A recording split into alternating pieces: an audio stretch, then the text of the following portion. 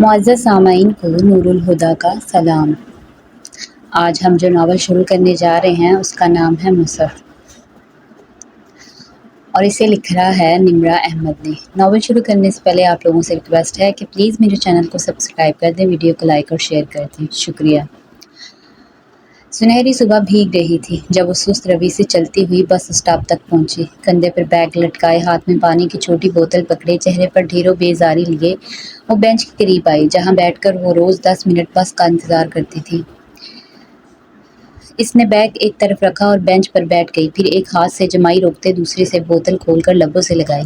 گرمی آج کل بڑھتی جا رہی تھی، صبح ہی صبح اسے پسینے آنے لگے تھے۔ جانے آگے کیا ہوگا، وہ گھوٹ بڑھتی بیزاری سے سوچ رہی تھی۔ چہرے پہ بھی وہی اکتاہٹ کے تاثرات تھے، جیسے دنیا بھر سے خفا ہو۔ سنہری پیشانی پر مستقل پڑے بل اور کانچ میں سی خوبصورت بھوری سنہری آنکھوں میں چھائی خفگی۔ کچھ تھا اس میں جو اسے سارے میں یکتا بناتا تھا۔ لمبے کرتے اور جینز میں ملبوس رسی کی مانند دوپٹہ مفلر کے انداز میں گردن سے لپیٹے، ٹانگ پہ ٹانگ رکھے وہ پاؤں جھلاتی تنقیدی نگاہوں سے ادھر ادھر دیکھ رہی تھی، اور تبھی ہی اسے احساس ہوا کہ وہ سیاہ فام لڑکی آج بھی بینچ پر اس کے ساتھ بیٹھی ہے۔ ان دونوں کے درمیان اس کا بیگ پڑا تھا اور اس وقت وہ سیاہ فام لڑکی سر جھکائے، نگاہ ترچھی کیے اس کے بیگ کو دیکھ رہی تھی، جہاں جگہ جگہ چاک اور وائٹنر سے اس نے اپنا نام لکھا ہوا تھا: محمل ابراہیم۔ محمل آڑا ترچھا، چھوٹے بڑے ہر انداز میں یہی لکھا تھا۔ وہ لڑکی کبھی ہی اس کے بیگ کو دیکھتی تھی، مگر محمل کے تو روز کے 10 منٹ اس سیاہ فام لڑکی کا جائزہ لیتے ہی گزرتے تھے۔ محمل وہ بھی عجیب پراسرار کردار تھی۔ یہاں اسلام آباد میں سیاہ فام نظر آ ہی جاتے تھے، مگر وہ اپنے جیسوں سے مختلف تھی۔ سر پر رومال باندھ کر گردن کے پیچھے گرہ لگاتی اور نیچے اوور کوٹ، موٹے ہونٹ، سیاہ رنگت مگر چمکیلی آنکھیں، کوئی ایسی چمک تھی ان میں کہ محمل کبھی ان آنکھوں میں دیکھ نہیں پائی تھی، ہمیشہ نظر چرا جاتی۔ شاید 1.5 مہینہ قبل وہ اسے اپنے مخصوص اوقات میں اسٹینڈ پہ دیکھتی تھی، اور ان 1.5 ماہ میں ان کا انداز ہمیشہ یکساں رہا تھا۔ کمر سیدھی رکھے الرٹ سی بینچ بیٹھی، خاموشی سے سامنے سیدھ میں دیکھتی وہ بہت چپ سی لڑکی معلوم نہیں کون تھی، اور پھر اس کی وہ پراسرار کتاب جس کا سیاہ سروخ بالکل خالی تھا اس کی گود میں دھری ہوتی، اور کتاب کا کناروں پر اس کے سیاہ ہاتھ مضبوطی سے جمے ہوتے۔ اس کے انداز سے کچھ خاص جھلکتا تھا، کتاب کی حفاظت کا احساس یا پھر اس کے بیش قیمت ہونے کا۔ کتاب بازشت بڑے موٹی تھی، صفحوں کے جھلکتے کنارے پیلے اور خستہ لگتے تھے، جیسے کوئی قدیم کتاب ہو، سینکڑوں برس پرانا کوئی نسخہ ہو۔ کچھ تھا اس میں، کوئی قدیم راز یا کوئی پراسرار کتھا۔ جب بھی اس پراسرار کتاب کو دیکھتی یہی سوچتی، اور آج جانے کیا ہوا وہ اس خاموش سی لڑکی سے مخاطب ہو ہی گئی۔ شاید تجسس عاجز کر رہا تھا۔ ایکسکیوز می، ایک بات پوچھ سکتی ہوں؟ پوچھو، سیاہ فام لڑکی نے اپنی چمکیلی آنکھیں اٹھائی۔ یہ کتاب کس کی ہے؟ میرا مطلب اس میں کیا لکھا ہے؟ وہ چند لمحے محمل کا چہرہ دیکھتی رہی، پھر آہستہ سے بولی، میری زندگی کی کہانی۔ اچھا؟ وہ حیرت چھپا نہ سکی۔ میں سمجھی یہ کوئی قدیم کتاب ہے۔ قدیم ہی ہے، صدیوں پہلے لکھی گئی تھی۔ تو آپ کو کہاں سے ملی؟ مصر کی ایک پرانی لائبریری سے۔ یہ کچھ کتابوں کے بیچ پڑی تھی۔ جب میں نے اسے نکالا تو اس پہ زمانوں کے گرد تھے۔ وہ محبت سے سیاہ جلد پہ ہاتھ پھیرتے ہوئے کہہ رہی تھی۔ اس کے لبوں پہ مدھم سی مسکراہٹ تھی۔ میں نے وہ گرد جھاڑی اور اسے اپنے ساتھ رکھ لیا۔ پھر جب پڑھا تو معلوم ہوا اسے تو کسی نے میرے لیے لکھوا کر ادھر رکھ دیا تھا۔ محمل منہ کھولے اسے دیکھ رہی تھی۔ تمہیں کیا دلچسپی ہے اس میں؟ میں اس کے بارے میں مزید جاننا چاہتی ہوں۔ کیا میں اسے پڑھ سکتی ہوں؟ وہ ہلکا مسکرائی۔ تم نئے دور کی نئی لڑکی ہو، اس قدیم زبان میں لکھے نسخے کو کہاں سمجھو گی؟ مگر یہ ہے کیا؟ اس میں لکھا کیا ہے؟ وہ تجسس اب اسے بے چین کر رہا تھا۔ میرا ماضی۔ اس پل ہارن بجا تو محمل نے چونک کر سامنے سڑک پر آتی بس کو دیکھا۔ میرا حال، وہ سیاہ فام لڑکی کہہ رہی تھی۔ محمل بیگ کا اسٹرپ پکڑے کھڑی ہوئی، اسے جلدی کالج پہنچنا تھا۔ وہ میرا مستقبل بھی مجھے کیا پیش آنے والا ہے یہ کتاب سب بتا دیتی۔ میں چلتی ہوں۔ وہ بس کی طرف دیکھتے معذرت خواہانہ انداز میں کہتی ہوئی آگے بڑھی۔ اس میں تمہارا بھی ذکر ہے۔ محمل وہ الٹے پاؤں مڑی۔ میرا ذکر؟ میرے بارے میں کیا لکھا ہے؟ وہ ششد رہ گئی تھی۔ یہی کہ میں تمہیں یہ کتاب دے دوں، لیکن میں تو اسے تمہیں تبھی دوں گی جب تم تھک کر خود مجھ سے مانگنے آؤ گی، کیونکہ اس میں تمہاری زندگی کی کہانی بھی ہے، جو ہو چکا ہے اور جو ہونے والا ہے، سب لکھا ہے۔ بس کا تیز ہارن پھر سے بجا تو وہ کچھ کہے بنا تیزی سے اس طرف لپکی۔ راڑ پکڑ کر اوپر چڑھتے اس نے پل بھر کو پلٹ کر دیکھا تھا۔ وہ سیاہ فام لڑکی اسی طرح مسکرا رہی تھی، پراسرار معنی خیز مسکراہٹ۔ محمل کو ایک دم اس سے بہت ڈر لگا تھا۔ کالج کے بعد وہ اپنی دوست نادیہ کے ابو کی اکیڈمی میں 7ویں کلاس کے بچوں کو سائنس اور میتھ پڑھاتی تھی۔ گھر پہنچتے پہنچتے اسے روز 3:30 ہو جاتے تھے۔ گیٹ عبور کر پورچ میں دیکھا تو 3 گاڑیاں آگے پیچھے کھڑی تھیں۔ دل قرار کر رہ گیا۔ گھر میں گاڑیوں کے باوجود بسوں میں دھکے کھانے پر مجبور تھی۔ ہم چاچوؤں کے رحم و کرم پر پلنے والے یتیموں کے نصیب بھی کتنے یتیم ہوتے ہیں نا۔ خود پہ ترس کھاتی وہ اندر آئی تھی۔ لاؤنج میں خاموش دوپہر اتری تھی۔ وہ سب کے سونے کا ٹائم تھا۔ آغا جان اس کے سب سے بڑے تایا اس وقت تک آفس سے لوٹ آئے تھے اور ان کے کچی نیند کے باعث پورے گھر کو حکم ہوتا کہ پتہ بھی نہ کھڑکے، ورنہ وہ ڈسٹرب ہوں گے۔ حکم بظاہر پورے گھر کو اور در حقیقت محمل اور مسرت کو سنایا جاتا تھا، اور آخر میں جب آغا جان کی بیگم مہتاب تائی ان الفاظ کا اضافہ کرتی اور مسرت اپنی بیٹی کو سمجھا دینا جب لوٹ شہر پھرنے سے فارغ ہو جائے تو گھر آتے ہوئے میں گیٹ آرام سے کھولا کرے، آغا صاحب کی نیند خراب ہوتی ہے۔ اب میں کچھ کہوں گی تو اسے برا لگے گا۔ گز بھر کی تو زبان ہے اس کی، نہ چھوٹا کا کوئی لحاظ ہے نہ بڑے کا ادب۔ استغفر اللہ، ہماری بیٹیاں بھی کالج میں پڑھی ہیں، ان کے تو انداز ایسے نہ نکلے جیسے محمل کے، وغیرہ وغیرہ۔ تو اسے تو آگ ہی لگ جاتی تھی۔ ہر روز دروازہ کھولتے ہوئے یہی فقرہ سماعت میں گونجا تھا، تو چڑھنے کے باوجود دروازہ آہستہ بند کرتی۔ کچن کی طرف آئی تو سنک میں جت برتنوں کا ڈھیر لگا ہوا تھا۔ ناگواری سے ناک چڑھائے اس نے بیگ سلیب پر رکھا اور ہاٹ پاٹ کی طرف بڑھی۔ صبح ناشتے کے بعد اب تک کچھ بھی نہیں کھایا تھا اور اب زوروں کی بھوک لگی تھی۔ ہاٹ پاٹ کھولا تو وہ خالی تھا، رومال پہ روٹی کے چند ذرے بکھرے تھے۔ اس نے فریج کھولنا چاہا تو وہ لاک تھا۔ مہتاب تائی اس کے آنے سے قبل فریج لاک کر دیتی تھی۔ مسرت اس کے لیے کھانا بچا کر ہاٹ پاٹ میں رکھ دیتی تھی، مگر جب سے مہتاب تائی نے کھانے کی خود نگرانی سٹارٹ کی تھی، ہاٹ پاٹ ہر تیسرے دن خالی ہی ملتا تھا۔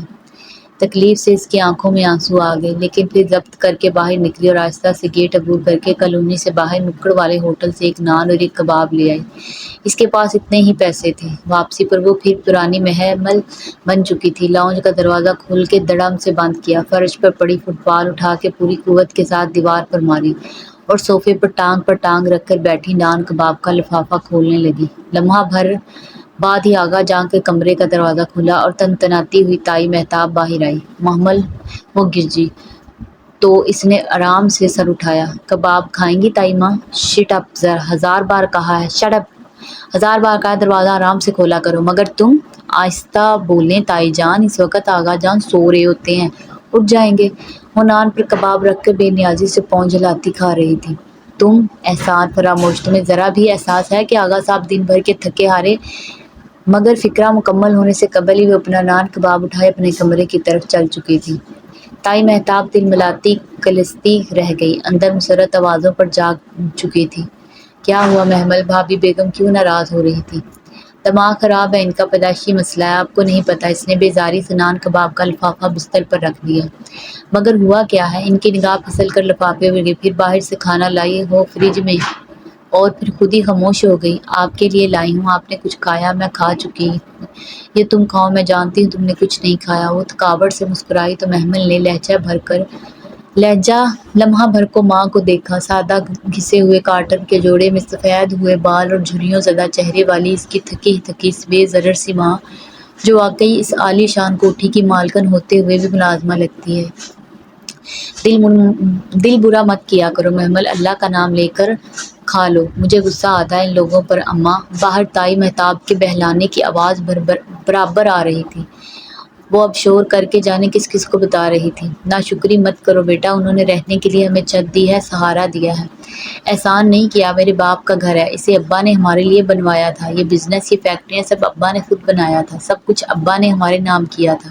تمہارے ابا اب زندہ نہیں رہے محمل، وہ اب کہیں بھی نہیں ہیں۔ وہ جیسے تھک کر کہہ رہی تھی اور وہ انہیں دیکھ کر رہ گئی۔ پھر اس نے سر جھٹک کر لفافہ اٹھایا۔ نان سخت ہو چکا تھا اور کباب ٹھنڈا۔ وہ بے دلی سے لقمہ توڑنے لگی۔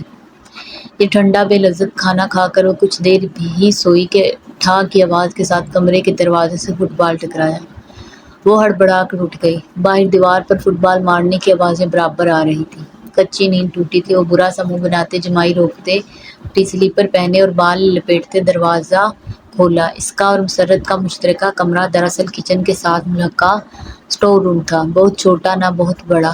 عرصہ پہلے اس کاٹھ کباڑ سے خالی کروا کر ان دونوں کو ادھر منتقل کر دیا تھا۔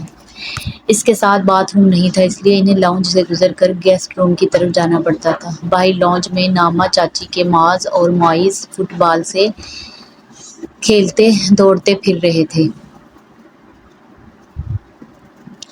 تمیز نہیں ہے تم لوگوں کو، دیکھ کر کھیلا کرو، میں سو رہی تھی۔ کچن کھلے دروازے پر کھڑی اندر کسی سے بات کرتی نعمہ چاچی فوراً مڑی۔ اب میرے بچے کھیلیں بھی نہ، تمہارا تو کام ہی ہے سونا، نہ دن دیکھا نہ رات، ہر وقت بستر ہی توڑتی رہتی ہو۔ ہاں تو میرے باپ کے پیسے سے ہی بستر آئے تھے، توڑو یا پھوڑو میری مرضی۔ ابا کی ڈیتھ سے پہلے اسد چاچا تو غالب بے روزگار تھے نا، وہ بھی محمل تھی۔ سارے حساب فوراً چپکا کر بے نیازی سے باتھ روم کی طرف چلی گئی۔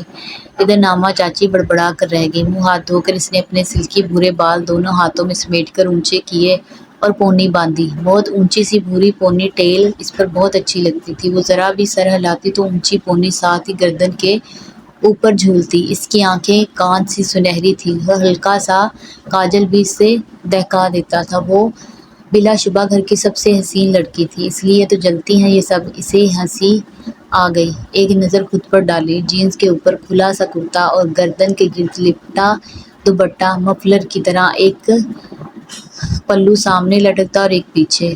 کمر میں وہ واقعی سب سے منفرد تھی۔ کچن میں تائی مہتاب نگٹس نکال کے مسرت کے سامنے رکھ رہی تھی، جو بہت تابع داری سے ایک طرف چائے کا پانی چڑھا کر دوسری طرف تیل گرم کر رہی تھی۔ اس پر نظر پڑی تو نگٹس رکھتے ہوئے ذرا لاپرواہی سے گویا ہوئی، یہ بچوں کے لیے فرائی کر دو مسرت، اب ہر کوئی باہر سے منہ مار کر تو نہیں آتا نا۔ بجا فرمایا تائی اماں، یہاں تو لوگ گھر کے اندر ہی دوسرا کے مال پر منہ مارتے ہیں۔ وہ اطمینان سے کہہ کر کڑلو سے پانی بھرنے لگی، کولر سے پانی بھرنے لگی۔ زبان کو سنبھالو لڑکی، توبہ ہے، ہماری بیٹیاں تو کبھی ہمارے سامنے ایسے نہیں بولی۔ آپ برا مت مانے بھابھی بیگم، میں سمجھا دوں گی۔ گھبرا کر مسرت نے ایک متلجی نظرہ محمل پر ڈالی۔ وہ کندھے اچکا کر کھڑے کھڑے پانی پینے لگی۔ سمجھا دینا بہتر ہوگا۔ اس پر ایک تنفر نظر ڈال کر تائی مہتاب باہر چلی گئی۔ نعمہ چاچی پہلے ہی جا چکی تھی، اب مسرت اور محمل ہی کچن میں رہ گئے تھے۔ اب یقیناً برتن بھی آپ ہی کو دھونے ہوں گے اماں۔ دو بھی تو دوں کیا ہے، ان کے احسان کم ہے ہم پر۔ وہ مصروف سی ایک نگٹس کڑاہی میں ڈال رہی تھی۔ محمل نے ایک گہری سانس لی اور آستین موڑ کر سنک کی طرف متوجہ ہوئی۔ اسے غم تھا کہ اگر وہ نہ کرے گی تو مسرت کو ہی کرنا ہوگا، اور ابھی تو انہوں نے رات کا کھانا بھی تیار کرنا تھا۔ رہنے دو بیٹا، میں کر لوں گی، لیکن میں بھی ان لوگوں پہ تھوڑا احسان کرنا چاہتی ہوں۔ برتن دھو کے فارغ ہوئی تو مسرت ٹرالی بھر چکی تھی۔ محمل، یہ باہر لے جاؤ، سب لان میں ہوں گے۔ وہ بنا احتجاج ٹرالی گھسیٹنے لگی۔ لان میں روز شام کی طرح کرسیاں لگی تھیں۔ آغا کریم اخبار کھولے دیکھ رہے تھے، ساتھ ہی مہتاب تائی اور نعمہ چاچی باتیں کر رہی تھیں۔ نعمہ چاچی سب سے چھوٹے اسد چاچا کی بیوی تھی، جو قریب ہی بیٹھے غفران چاچا سے کچھ کہہ رہے تھے۔ غفران چاچا اور محمل کے ابا آغا ابراہیم جڑواں تھے۔ آغا کریم ان سے بڑے اور اسد چاچا چاروں بھائیوں میں سب سے چھوٹے تھے۔ غفران چاچا کی بیگم فضا چاچی برآمدے میں کھڑی اپنی بیٹی کو آواز دے رہی تھی۔ اسے ٹرالی لاتا دیکھ کر مسکرائی۔ ارے محمل جان، تم اکیلی لگی رہی، ندا یا سامیہ کو کہہ دیا ہوتا، تمہاری ہیلپ کروا دیتی۔ فضا چاچی مہتاب تائی اور نعمہ چاچی کی طرح زبان کی کڑوی نہ تھی، بلکہ میٹھی تھی۔ جبکہ اپنی مٹھاس اپنے لبوں سے دوسروں کے حلق میں انڈیلتی تو وہاں کانٹے اگ جاتے۔ اٹس اوکے، وہ بھی بس مسکرا کر ٹرالی آگے لے گئی۔ اب کیا کہتی کہ ندا اور سامیہ نے پہلے کون سے کام کیے ہیں جو آج کرتی؟ اگر وہ انہیں بلاتی وہ فوراً چلی آتی، ایک دو چیزیں پکڑاتی، چولہا جلاتی، باتیں بگاڑتی اور پھر آہستہ سے کھسک جاتی۔ اس کے بعد لون میں فضا چاچی ایک ایک چیز لے آئی۔ یہ چکھیں میری سامیہ نے بنائی ہے اور میری ندا کے ہاتھوں میں تو بہت ذائقہ ہے کہہ کر پیش کرتی۔ اس پر مہتاب تائی ان کی تعریف کرتی اور محمل کو کاہلی کے وہ طعنے ملتے۔ اس سارے قصے سے بچنے کے لیے محمل نے کبھی ان دونوں کو بلانے کی غلطی نہ کی تھی، مگر فضا چاچی کی میٹھی زبان ہی ٹھیک تھی۔ وہ کبھی ان کو پلٹ کر جواب دے سکی نہ ہی کچھ کہہ سکی، نہ جتا سکی، وہ موقع ہی نہ دیتی۔ لاؤ لاؤ جلدی لاؤ، دونوں ماں بیٹی لگتی ہیں، پھر بھی گھنٹہ لگ جاتا ہے۔ تائی ہم کو ملازمہ کیوں نہیں رکھ لیتے؟ کم سے کم آپ کو ہم ماں بیٹی پر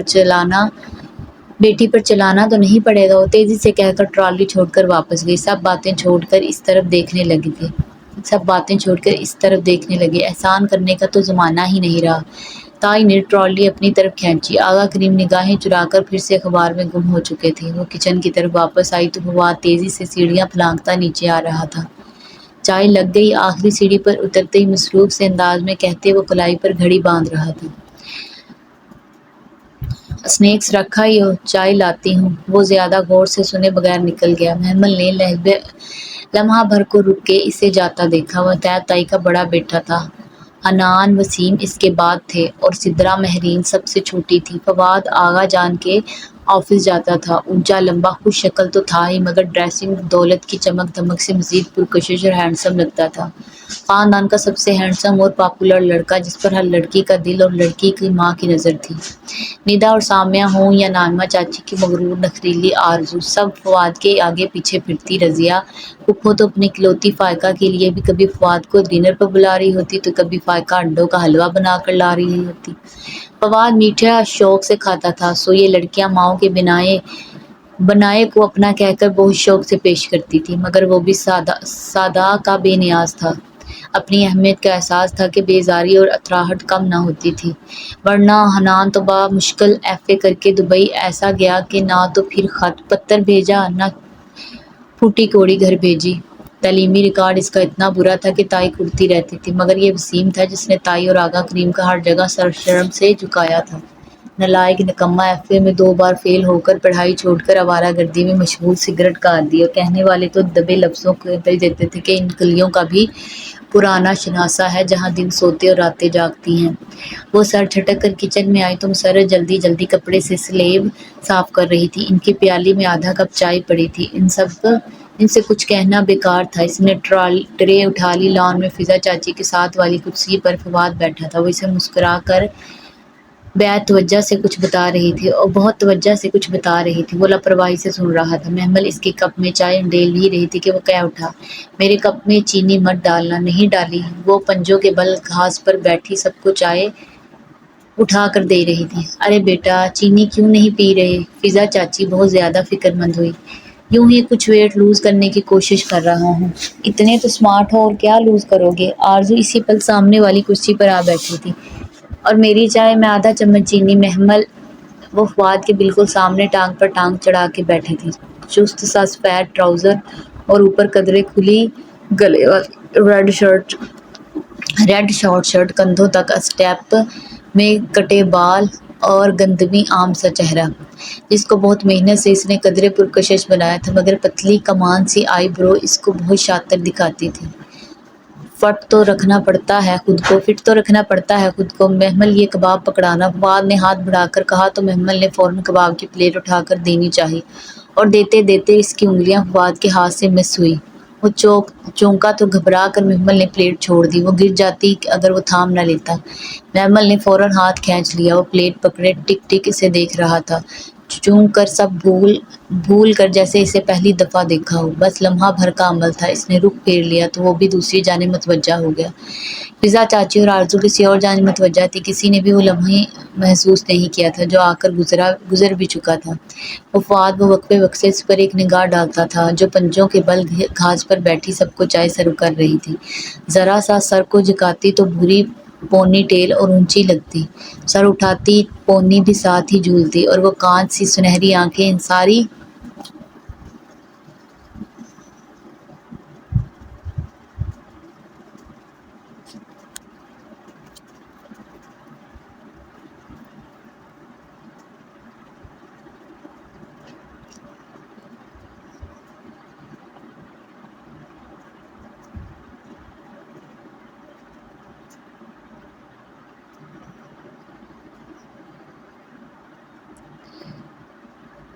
सर उठाती पौनी भी साथ ही झूलती और वो कांच सी सुनहरी आंखें। इन सारी लड़कियों के पास इन जैसा कुछ भी ना था। वो चाय के सिप लेता खामोशी से उसे देखता रहा। शाम में वो कमरे में बंद पड़ती थी। फिर मगरिब ढल गई तो किचन में आ गई, जहाँ मुसरत फिरती से कटिंग बोर्ड पर प्याज टमाटर काटती रात के खाने की तैयारी कर रही थी। किचन में और कोई नहीं था और सारा फैलावा यकीनन इन्हीं को समेटना था।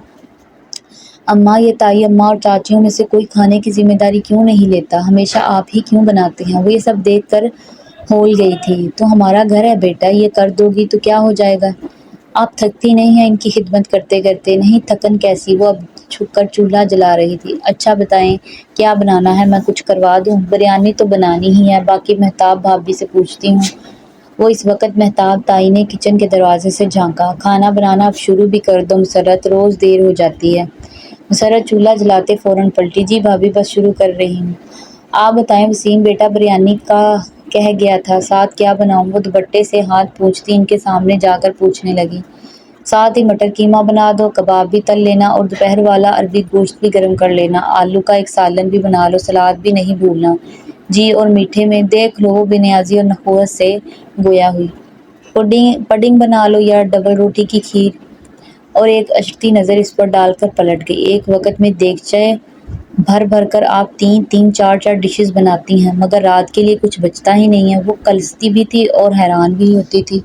तुम खुद ही तो कहती हो वो हमारा माल हराम तरीके से खाते हैं। फिर हराम में खाएं, बरकत होती है बेटा। हराम में कहाँ बरकत होती है बेटा? इनके लहजे में बरसों की थकन थी और वो कहकर वो फिर से कटिंग बोर्ड पर झुक गई। बिल्कुल चुप सी हो गई। वाकई कोई क्यों यहाँ देगचे के देगचे एक वक्त के खाने में ख़त्म हो जाते थे। इसने तो कभी इस पहलू पर सोचा ही नहीं था और अम्मा भी इनके हर जुल्म ज़्यादती से आगाह थी, फिर भी चुपचाप सी सह जाती थी। हमारा माल दिल में एक कांटा सा चुभा। 11 बरस कबल अब्बा की डेथ से पहले ये फैक्ट्री, ये जायदादें, बैंक बैलेंस, ये इम्पोर्ट एक्सपोर्ट की पूरी बिजनेस एम्पायर सब अब्बा का था। और ये आगा करीम, ये राजा बाजार में कपड़ों की एक दुकान चलाते थे। गुफरान चाचा एक मामूली सी कंपनी में इंजीनियर भर्ती थे और आरजू के वालिद असद चाचा, वो तो वसीम की तरह थे, बेरोजगार, निकम्मे, निखट्टू और नालायक। फिर कैसे अब्बा के चेहलम के बाद वो अपने अपने किराए के मकान खाली करके बारी बारी यहाँ आन बसे। ये आगा इब्राहिम का घर आगा हाउस 3 मंजिला आलीशान महल नुमा कोठी थी। निचली मंजिल पर आगा जान की फैमिली ने बसेरा जमा लिया, बलाई पर फिजा चाची ने और सबसे ऊपरी मंजिल पर असद चाचा की फैमिली का कब्जा था। वो चंद दिन के लिए आए थे, मगर फिर वो चंद दिन कभी ख़त्म ना हुए। बात बात पे जगह जगह की कमी का रोना रोया जाता, यहाँ तक कि मास्टर बेडरूम से मुसर्रत और महमल को निकाल कर स्टोर रूम में शिफ्ट कर दिया। वो इस वक्त छोटी थी, शायद 9-10 साल की, मगर जैसे जैसे शऊर की मंजिलें तय की तो अंदर ही अंदर लावा पकता रहा। अब तो अरसा हुआ इसने दबना छोड़ दिया था। घर के मर्दों के सामने तो खैर वो ज़ुबान बंद ही रखती थी, मगर ताई चाचियों से बराबर का मुकाबला करती और कज़न्स तो किसी खाते में ही नहीं थे। लेकिन इस ज़ुबान चलाने के बायस इस पर सख्तियाँ बढ़ती गई। वो महज ज़ुबान से जवाब दे सकती थी, मगर ताई अम्मा वगैरह दूसरे हलवे भी इस्तेमाल करते। जब इसने अपने ज़ाती जेब खर्च के लिए अपनी दोस्त के वालिद की अकेडमी में ट्यूशन देखना शुरू की थी, इसको घर वापसी में देर हो जाती, वरना नतीजन या कस्तन इसके लिए दोपहर का खाना ना रखा जाता। एक दफ़ा अम्मा एक रोटी और सालन की प्लेट बचाकर कमरे में ले गई, मगर महताब ताई की नज़र पर गई और घर में भूचाल आ गया। वो बातें सुनाई मुसर्रत को, ऐसे ऐसे चोरी के इल्ज़ामात और अलकबात से नवाजा कि मुसर्रत फिर कभी इसके लिए कुछ ना बचा सकी। ताई ये सब इसलिए करती थी ताकि वो ट्यूशन छोड़ दे और जो 1500 रुपया इसे ट्यूशन का मिलता है वो ना मिला करे। ट्यूशन की इजाज़त भी तो इसे कितनी मिन्नतों से मिली थी। जब सबके सामने ही इसने पूछ लिया था तो शुरू में तो सभी उखड़ गए, लेकिन इसका फिक्रा का ठीक है, मेरी पॉकेट मनी निकाली है, लेकिन वो इतना ही हो जितनी सिदरा और महरीन आप ही को मिलती है, क्योंकि अगर मुझे पॉकेट मनी ना मिली तो मैं सिदरा और महरीन के हर अच्छे और महंगे जोड़े को आग लगा दूंगी। और वो पहली दफ़ा इतनी जनूनी होकर बोली थी कि मज़ीद 10 मिनट की बहस के बाद इसे इजाज़त मिल ही गई थी। और अभी जो अम्मा ने याद दिलाया कि वो लोग इनके माल खाते हैं, तो वो ये सोचे बगैर ना रह सकी। कुछ ऐसा ज़रूर है कि आगा जान इस 20 साल की लड़की से खाइफ है।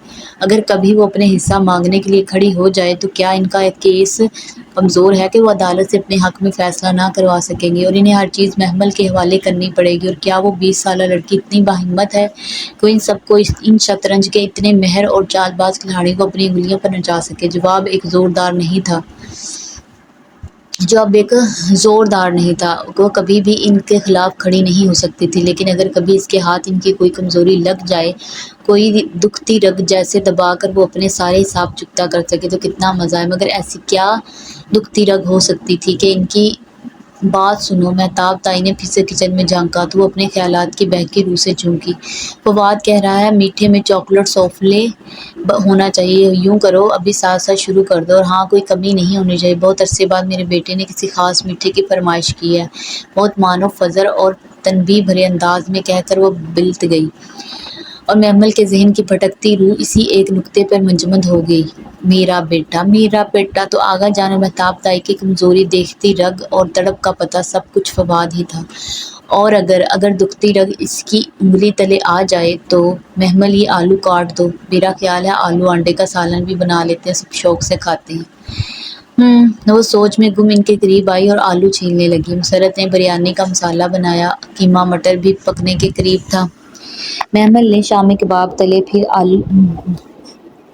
پھر آلو انڈے کا سالن، سلاد، رائتہ سب بنا چکی تھی تو مسرت روٹی پکانے لگی۔ فواد کے لیے سوفلے بنا کر فریج میں رکھ دیا تھا نا؟ جی اماں، آپ فکر ہی نہ کریں، وہ مسکرا کر بولی۔ اس شام لان میں فواد کا خود کو چونک کر دیکھنا اور لمحے بھر کو محبت ہونا یاد آیا تھا۔ جو غلطی خاندان کی ساری لڑکیاں کرتی تھیں وہ محمل کو نہیں دہرانی تھی، اسے اپنی اہمیت نہیں گنوانی تھی۔ اس نے فیصلہ کر لیا تھا۔ ذرا دیر ہو کو وہ ہاتھ روک کر مسرت سے نظریں بچا کر باہر لانج میں گئی، جہاں تمام لڑکیاں اس وقت بیٹھی ٹی وی دیکھ رہی تھیں۔ آرزو اسی چست لباس میں ٹانگ پر ٹانگ رکھے بیٹھی تھی۔ فواد کی بہنیں سدرا اور مہرین بھی پاس ہی تھیں۔ سدرا 24 برس کی بہت عام شکل کی لڑکی تھی۔ اس کمی کو پورا کرنے کے لیے خوب سارا میک اپ اور جیولری گھر میں بھی زیب تن کیے رکھتی، سیاہ بالوں میں گولڈن اسٹرنکنگ بھی کروا رکھی تھی، پھر بھی زیادہ فرق نہیں پڑا تھا۔ 23 سالہ مہرین کا البتہ قد چھوٹا، کافی چھوٹا اور بال بے حد گھنگریالے۔ وہ سارا دن اپنے بال سیدھے کرنے یا قد لمبے کرنے کے ٹوٹکے آزماتی رہتی۔ فضا چاچی کی ندا اور سامیہ میں سے ندا بڑی تھی اور سامیہ چھوٹی، مگر سامیہ اپنے بے حد لمبے قد کے باعث بڑی لگتی تھی۔ مہرین اسی باعث خار کھاتی تھی، اور سامیہ بھی اپنی ماں کی طرح میٹھی میٹھی باتوں سے سارا دن مہرین کو مزید احساس دلاتی رہتی تھی۔ ندا شکل کی ذرا اچھی تھی، سانولی رنگت پر بڑی بڑی آنکھیں اس قدرے ممتاز بناتی تھی، اور تبھی آرزو اسے ناپسند کرتی تھی۔ شاید وہ جانتی تھی فواد کے لیے اس کے مقابلے پہ سامیہ کمزور، جبکہ ندا ایک مضبوط امیدوار تھی۔ فواد کی بہنیں سدرا اور مہرین تو بی اے کر کے ہی پڑھائی چھوڑ چکی تھیں، جبکہ 22 سالہ سامیہ اور 23 سالہ ندا بی اے کرنے کالج، اور 23 سالہ آرزو ماسٹرز کے لیے یونیورسٹی جاتی تھی۔ آرزو مر کر پاس ہونے والوں میں سے تھی، اور اس کی یونیورسٹی پہنچ جانے کی وجہ آغا جان کی سفارشیں تھیں۔ یہ سفارشیں سدرا اور مہرین کے وقت بھی کام آ جاتی اگر جو انہیں پڑھنے کا رتی بھر بھی شوق ہوتا۔ بات سنیں، اس نے بظاہر اجلاس میں سب کو مخاطب کیا، رات کھانے کے لیے سوفلے بنانا ہے، آپ لوگوں میں سے کوئی ہیلپ کرائے گا نہیں؟ آرزو نے ریموٹ سے چینل بدلتے اسے دیکھنا گوارا نہیں کیا۔ ندا اپنے ناخن پر کیوٹیکس رگڑ رہی تھی۔ لمبی سی سامیہ فوراً فون کی طرف متوجہ ہو گئی۔ مہرین نے چہرے کے آگے رسالہ کر لیا۔ سدرا بہت انہماک سے اسی وقت ٹی وی دیکھنے لگی۔ چلیں فائن۔ وہ واپس کچن میں آ گئی۔ ڈائننگ ہال میں روز کی طرح کھانا کھایا گیا۔ محمل ہمیشہ کی طرح سب سے آخری کرسی پر بیٹھی تھی، جے آغا خان کی سربراہی کرسی کے بالکل سیدھ میں تھی۔ مسرت ادھر ادھر چیزیں پکڑاتی پھر رہی تھی۔ میٹھا لے آؤ۔ کھانا ختم کر کے مہتاب تائی نے محمل کو اشارہ کر کے کہا۔ مسرت ابھی جھوٹے برتن اٹھا کر کچن میں گئی تھی۔ میٹھا تو آج نہیں بنا، وہ بہت اطمینان سے بآواز بلند بولی۔ سب چونک کر اسے دیکھنے لگے، مگر فواد نے الجھ کر ماں کو دیکھا۔ میں نے کہا تھا کہ چاکلیٹ سوفلے بنانا ہے۔ محمل، یہ کیا بدتمیزی ہے؟ تائی اماں نے گھر کا بدتمیزی فواد بھائی، آپ یہ کھانے کی ڈشز گنیں۔ بریانی، مٹر قیمہ، اروی گوشت، آلو کباب، سلاد، ذرا گن کر دیکھیں، یہ سب اماں نے اکیلے بنایا ہے؟ میرے ایگزامز ہو رہے ہیں، میرے پاس وقت نہیں تھا کہ بناتی۔ آپ کی ان بہنوں سے کہا بھی کہ فواد کے لیے سوفلے بنانا ہے، ہیلپ کروا دو، مگر سب نے انکار کر دیا۔ اب اتنا سارا کرنا اور اوپر سے میٹھا بنانا ہمارے بس سے باہر تھا۔ سوری، میں کل بنا دوں گی، یا میری ماں کی تھکن سے بڑھ کر آپ کے لیے ٹیسٹ ضروری ہے تو میں انہیں کہہ دیتی ہوں۔ اماں اس نے آواز لگائی، اور جہاں لڑکیاں بے چینی سے پہلو بدل رہی تھی اور مہتاب تائی کچھ سختی سے کہنے ہی لگی تھی کہ وہ کہہ اٹھا، نہیں اٹس اوکے، میں نے خیال نہیں کیا کہ تمہاری ایگزامز ہیں۔ اور ممی، اس نے ماں کو تنبیہ نظر سے دیکھا، کچن کا کام صرف محمل اور مسرت چاچی کی ذمہ داری نہیں ہے، آپ ساری نوابزادیوں کو بھی کہا کریں، ہاتھ تو بٹا سکتی ہیں یہ۔ ہاں تو کرتی تو ہیں۔ ہاں ٹھیک ہے، آغا جان نے نیپکن سے ہاتھ صاف کرتے ہوئے بات ختم کرنا چاہی۔ جوان بیٹا جو ان سے اونچا تھا، اس کی بات کے آگے انہیں اپنی بات کمزور لگ رہی تھی۔ مہتاب تائی پہلو بدل کر رہ گئی۔ نعمہ چاچی زیر لب کچھ بڑبڑائی تو اور فضا چاچی بھی خاموش سی ہو گئی تھی۔ لڑکیاں الگ شرمندہ اطمینان سے فواد کے اٹھنے سے قبل ہی اٹھ گئی۔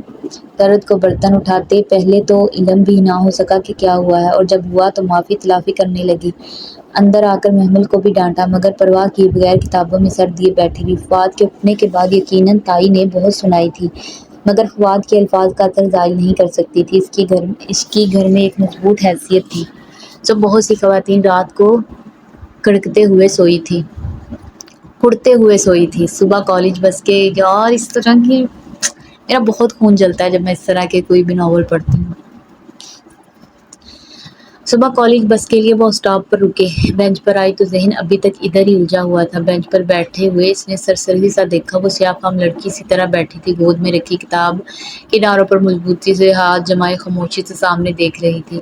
وہ جمائی روکتے بیٹھ ہی گئی اور بے دلی سے بس کا انتظار کرنے لگی۔ اس نے وہیں کل والا اجرک کا کرتا جینز کے اوپر پہن رکھا تھا اور بال اونچی پونی میں بندھے ہوئے تھے۔ سوچ وہی فواد کے گھر گرد گھوم رہی تھی۔ صبح وہ جلدی نکلتی تھی، تب تک وہ نیچے نہیں آیا ہوتا۔ اس کا کمرہ دوسری منزل پر تھا، جو تھی تو فرحان چاچا فضا چاچی کی اماج گاہ، مگر وہ کنارے والا کمرہ فواد کا پسندیدہ تھا، سو وہ اس کو عرصہ پہلے الاٹ کر دیا گیا۔ فضا چاچی کی 2 بیٹیاں اور ایک بیٹا حسن ہی تھا، سو وہ کمرہ ان کی ضرورت سے زائد تھا، اور یہ تو محمل کا دل ہی جانتا تھا کہ وہ کمرہ تو ابا نے بنوایا ہی اس کے لیے تھا۔ مگر سیاہ فام لڑکی سی خاموشی سے سامنے دیکھ رہی تھی۔ وہ بور ہونے لگی تو ادھر ادھر گردن گھمائی۔ سیاہ کتاب دیکھ کر کل کا واقعہ یاد آیا۔ یہ کتاب کب ملی تھی آپ کو؟ بغیر تمہید کے اچانک سوال۔ اس لڑکی نے اطمینان سے گردن اس کی طرف موڑی۔ 2 سال پہلے۔ یہ کس نے آپ کے لیے خصوصاً چھوڑی تھی؟ ہے کوئی؟ وہ ذرا سی مسکرائی، موٹی آنکھوں کی چمک اور بڑھ گیا۔ آپ کو اچھا لگتا ہے؟ اس نے غور سے اس چمک کو دیکھا۔ بہت زیادہ۔ آپ اسے کافی جانتی تھی؟ میرا مطلب ہے یہ تو صدیوں پرانی کتاب ہے۔ بس میں جانتی ہوں۔ یہ کتاب یہ آپ کو آپ کے ماضی، حال، مستقبل کیسے دکھاتی ہے؟ اس میں سب لکھا ہے، گزرے واقعات اور وہ جو میرے ساتھ پیش آنے والے ہیں۔ مجھے ایسے واقعہ پر کیا کرنا ہے، سب لکھا ہے۔ ان کا دل زور سے دھڑکا۔ وہ سیاہ فام لڑکی سے بہت عجیب بات بتا رہی تھی، جانے کیسے پراسرار بھید بھری کتاب تھی وہ۔ آپ کو اس سے کتنا فائدہ ہوتا ہے؟ جتنا تمہاری سوچ سے بھی اوپر ہے۔ تو آپ کے تو بہت مزے ہوں گے، آپ اس کو پڑھ کر سب جانتی ہوں گی۔ ہاں، مگر اس میں کچھ عمل ہے۔ پہلے وہ پرفارم کرنے ہوتے ہیں، پھر ہر چیز ویسے ہی ہوتی ہے جیسے اس میں لکھا آتا ہے۔ عملیات۔ وہ چونکی اندر کوئی الارم سا بجا۔ یہ تو کوئی سفلی علم کی ماہر بیٹھی ہے، اس سے تھوڑا احتراز برتنا چاہیے۔ ہاں، سیاہ فام لڑکی مسکرائی۔ جو وہ عملیات کر لے، وہ اس کتاب کے ذریعے دنیا پر راج کرتا ہے۔ سب لوگ اس کی مٹھی میں آ جاتے ہیں اور ہر شے اس کے لیے تسخیر ہو جاتی ہے۔ صرف میں نہیں، اگر تم بھی اس کتاب کا خاص علم سیکھو تو تمہیں اس کے الفاظ میں اپنا ماضی، حال، مستقبل نظر آنے لگے گا۔ اور اس کے بعد وہ سحر زدہ سی سوال پر سوالیہ کیے جا رہی تھی۔ اس کے بعد تمہیں اس کتاب کو چھوڑ نہیں سکتی، تمہیں اپنی زندگی اس سے باندھ کر ہی گزارنی ہوگی۔ اور اگر میں اسے چھوڑ دوں تو تم تباہ ہو جاؤ گی، تمہاری ہر چیز، ہر محبت، سب تباہ ہو جائے گا۔ اس کو لے کر تم چھوڑ نہیں سکتی۔ یہ سب اتنا آسان نہیں ہے۔ محمل گھبرا کر اٹھ کھڑی ہوئی۔ میری بس اسی پل بس قریب آتی نظر آئی۔ وہ دوڑ کر بس کی طرف جانے لگی۔ تم ایک دن ضرور آؤ گی میرے پاس۔ سیاہ فام لڑکی مسکرائی تھی۔ تم ایک دن ضرور گڑ گڑا کر یہ کتاب مانگنے آؤ گی۔ میں جانتی ہوں تم لوگوں کی ستائی ہوئی ہو، دل زخمی اور ہاتھ خالی ہیں، اور جس دن یہ دل پوری طرح ٹوٹ جائے گا میں تمہیں یہ کتاب دے دوں گی۔ جاؤ، تمہاری بس آ گئی۔ اگر آپ کو یہ ناول پسند آیا، ناول کا یہ قسط، کیونکہ یہ کافی لمبا ناول ہے، ناول کی قسط اگر آپ کو پسند آئی یا تھوڑی انٹرسٹنگ لگی ہیں تو پلیز یار میرے چینل کو سبسکرائب کر دو، ویڈیو کو لائک اور شیئر کر دو تاکہ آنے والے ایپیسوڈ کا نوٹیفیکیشن آپ کو مل سکے۔ تو تب تک کے لیے اللہ حافظ۔